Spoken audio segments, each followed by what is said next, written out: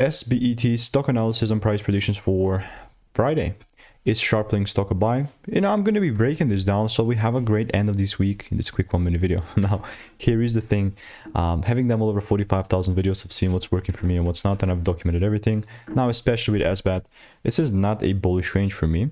I'm not saying this is like a forever thing. It's only for now, you know what I mean? But because it's not a bullish range, it's technically a bearish one, and it cannot be neutral. It's either bullish or bearish.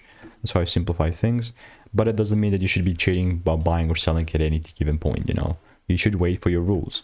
It's exactly what I'm waiting for. So in this case, because it hit the supply and it gave me the first break, only if there is a second break below 2162, I'm going to look to freaking take it down and trim. Other than that, you can do whatever you want here, right? Like, if it starts going like a little bit higher, then it's a whole different story.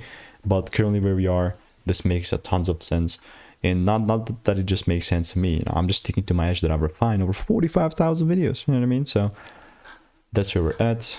Also, I've got this beautiful long here called out when it was 30 bucks. You might think I'm lying to you, but this is why I have the link as proof. Sitting at 30.30, and that was great. Now let me know what is your opinion on SBET, and if you want to stay tuned and get free sauce, click the first link in the description, and I'll see you in the next one. Goodbye and enjoy. It's free value there.